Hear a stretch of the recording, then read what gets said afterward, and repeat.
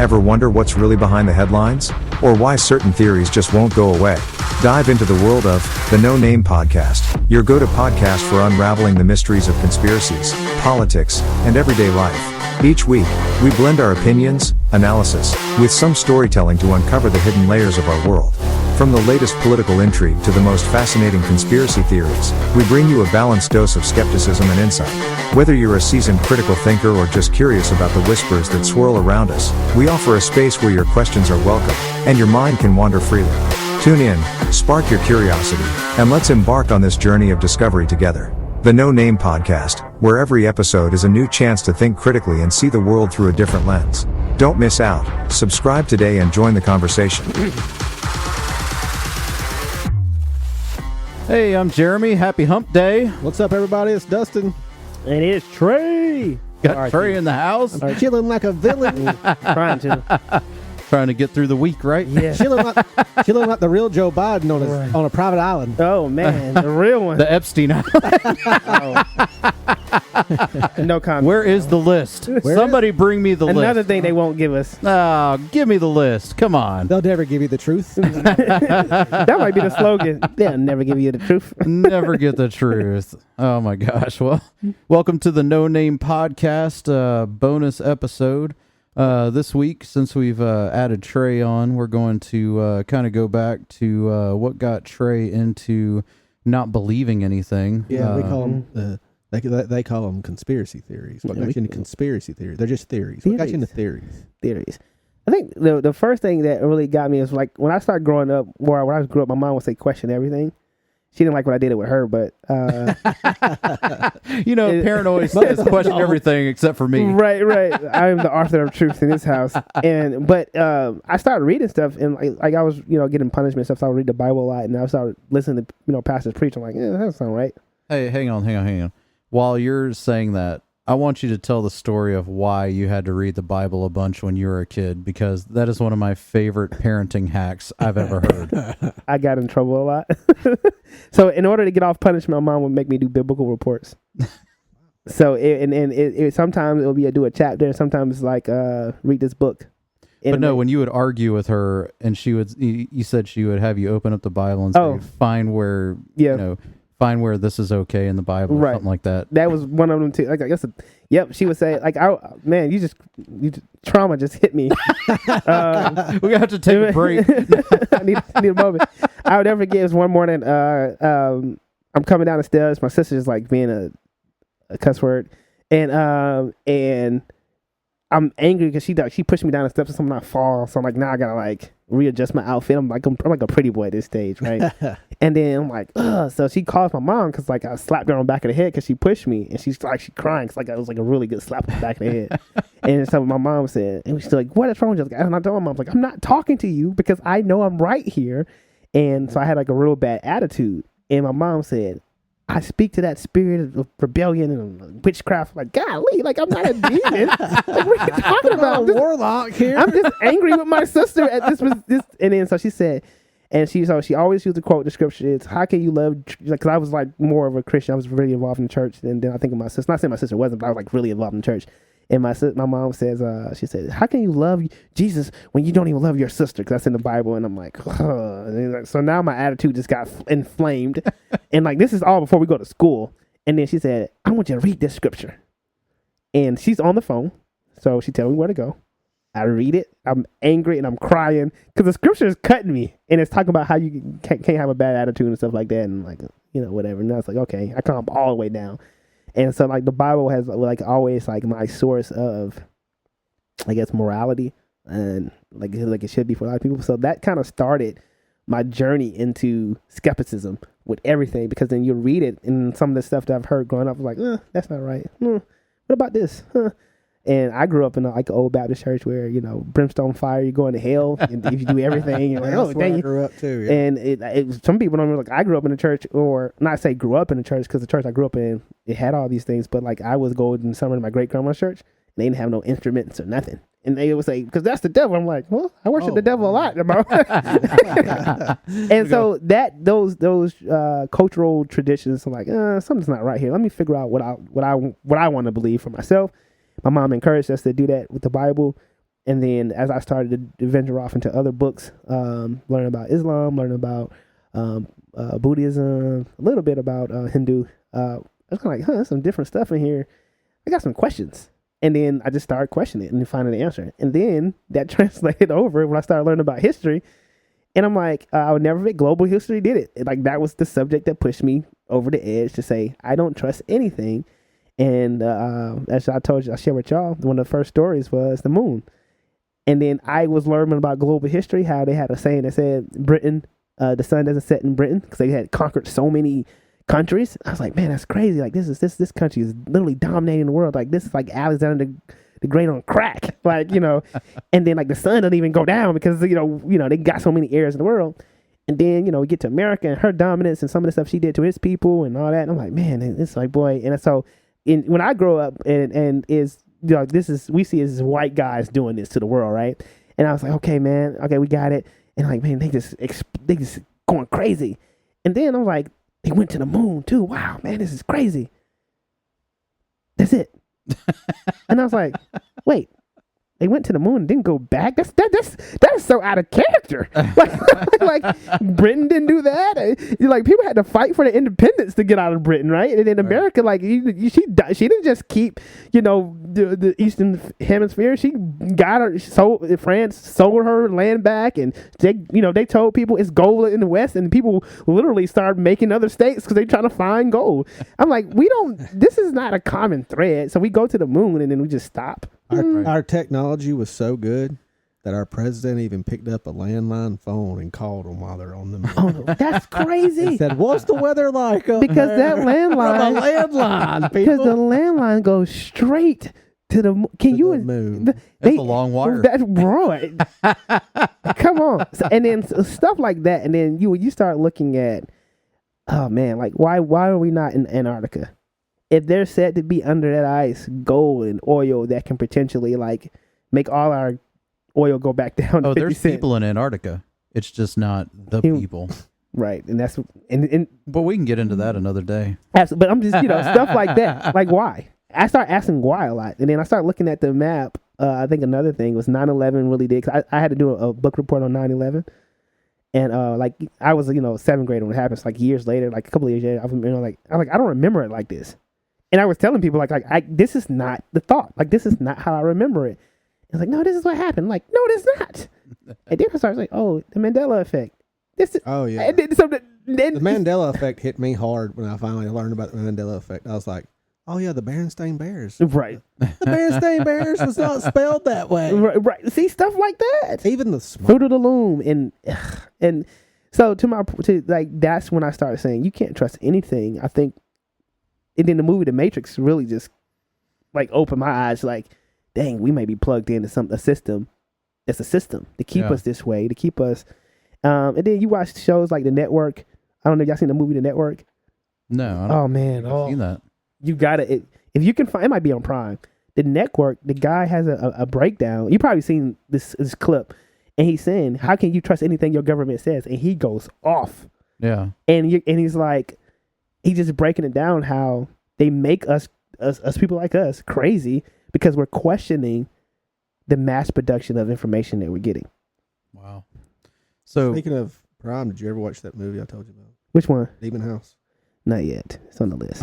It's not gonna be a quick watch. I got to get my mind right. I'm trying to watch it with my wife. I actually saw it on there yesterday. It's on Prime? It's on Prime. I'm watching it daytime. So just for the people who skipped over our original bonus episode of what got us into it, Dustin, why don't you give the 2-second tour? And if you want to hear more, go back and listen to the original bonus episode. Yeah, I mean, what got me into, I was raised with my grandparents, and so I remember growing up and watching a lot of stuff. Like I was in a lot of paranormal stuff as I was younger. So I would watch any documentary I would see, like The Unexplained or Unsolved Mysteries, and I'd watch Twilight Zone. all these documentaries on UFOs and Bigfoot, Sasquatch. So I studied up on all this. When I was young, and then as I got a little bit older, that's when I started like hearing more about the JFK stuff. I started hearing more about the moon stuff, and that threw me into a whole loop. And that's when I dove down the rabbit hole. And then looking at every conspiracy that I could think of. Like, I started asking so many questions, and nobody could give me the answer to any of the questions. Always. Even in my religious beliefs, I'd have questions, and I even told you that. Yeah. I was like, you just got pray. You Just just got pray to to talk to Jesus. God. You just got to talk to God. 7 ounce. You just got to pray and talk to God. And I did. He didn't answer me. And he told me to come to you. Yeah, I can't. I need you to tell me. But that's what got me into it. Is just from an early age, man. I was interested in the strange stuff. Yeah. And then Yeah, and then mine was 1998, The Truman Show.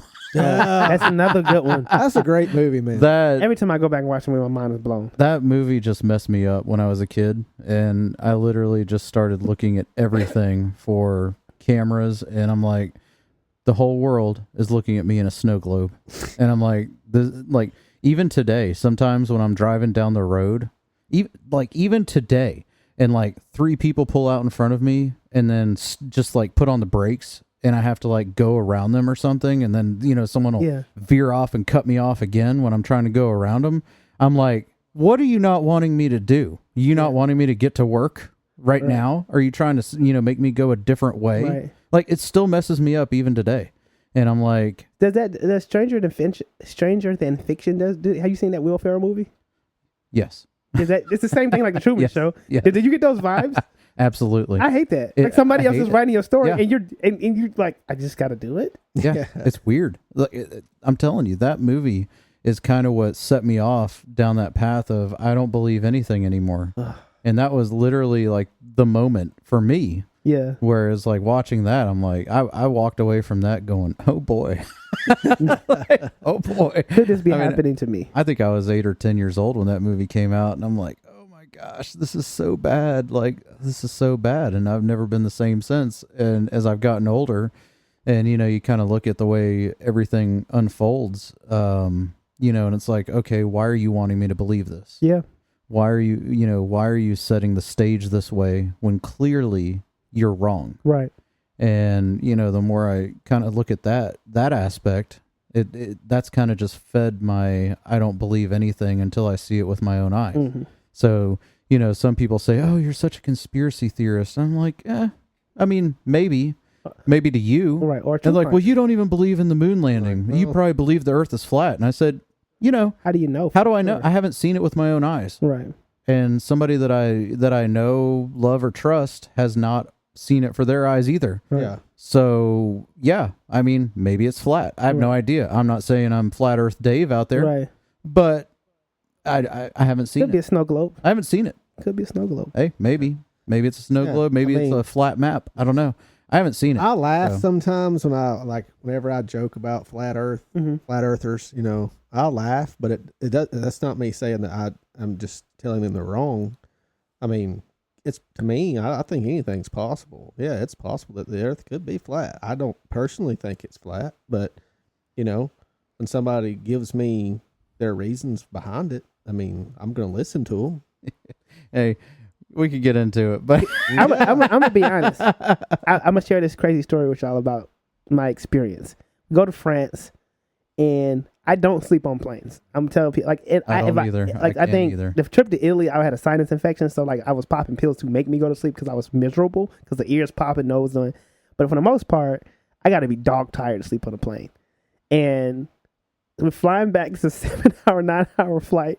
We're flying back, and I'm just up, and I don't watch. Sometimes I watch movies the first half, but then when we get over the Atlantic, I'm focused because I Yeah. need to know what's going on with this plane. yep. Do we, I'm thinking about emergency situations, and we get over New York, and I'm just watching the map. I'm not watching anything. I'm just cause I'm focused. I'm locked in. Like, what is going on with this plane? Right. And we hover in over New York for like an hour and a half or 2 hours. So what? I get so disturbed by this because I'm just sitting here like, we've been here in this one spot, and I'm looking. I'm like, so I wake my wife up. I say, hey, come. I'm scared as crap. We've been here for an hour. She's like, what do you mean? Flying over New York. And she's like, Trey, stop it. You're playing. I'm not. So now I'm going to get mad because I'm like, I've watched this for a boring hour of my life. Everybody's knocked out sleep. The stewardess and stuff, they just, hey, you want some chips? And I'm like, No, I want to know why we're still in New York. And I didn't. And you know, Were you supposed to land in New York, or were you? no, we supposed to, it was a direct flight to Georgia, Wow. and it added a whole. So now that whatever that hour thing was, it added. It was the time we were supposed to be back. Yeah. Now I don't know why we did that, but then I was like, we could have got here a whole hour earlier. And I was like, and then of course my brain starts going, duh, because they have to keep the time in your head, the time. Because if we speed this up, then they'll know that something is different about the globe. And I started thinking about the time frame of flights. I was like, what if they're doing that for real? Like, what? We don't know. No, we don't know if we're flying in a circle Yep. for a little minute because you're over water or you're over land. You're like, okay, like the flights we know we got to keep, you know, like here to Vegas, we got to get there on the time, right? Yeah. But when you go overseas, how do we know they're just not flying in a circle over the Atlantic or the Pacific for a little minute and then go just to make sure that the theories of this Earth being round are met? Well, I have a question of if the Earth were flat and it's not round, what's the reason for telling us it's round? Because the scientists that we believed in our younger days, like Galileo and all those, I don't forget all their names, they said it was, and we took it and ran with it. So, like, you can't, if you took something and you, like, they couldn't verify it because they hadn't the technology yet. And then, so they verify it. If I come to you and say, hey, yeah, this is what we believe from thousands of, hundreds of years, but that's wrong. What are you going to do then? What's the next thing? We're doing it now. Well, what else are you telling me? Is psilocybin good? Yeah. Is this good? Did that really happen? You start to question everything, Right. and a mass group of people question everything is hysteria. Yeah. I got you. That makes sense. I mean, that's the way it goes. You make the people question, and then that's when everything goes off the rails. You remember that lab in Switzerland I was telling you about, CERN? It's CERN, yeah. How I said that they're trying to open up portals. You know that they claim to be they're the ones who did the Mandela effect. They actually came out and said we did. We should go to CERN. It's in Switzerland. There's a YouTube video where the scientists from CERN's holding up cards that says we're responsible for the Mandela effect. We did that. Do y'all think we can get a tour of CERN? Hell no. Would y'all do that? I would It's do in it. Switzerland. I would do it, but they're not going to let The you. Swiss will let us do it. We're Americans. I personally don't know how I feel about going to a lab that has a statue of Shiva on the front lawn. We're Christians. We don't have to worry about that. Maybe. As long as I got you there, if I get possessed, pray the demon out of me. Actually, I guarantee, it's been some situations where I can't go in rooms. If I get there and I'm like, "Hey, y'all, we gotta run like hell." Y'all would We got to know, run from hell. right? I heard Because we are here. I heard some growling in there, man. I don't want to go in there.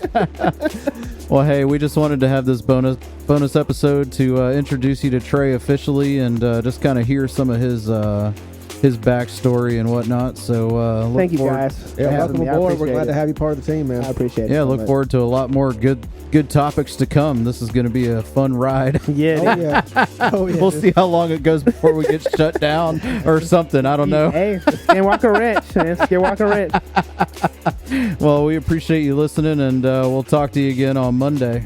Yep. Peace. See you next time.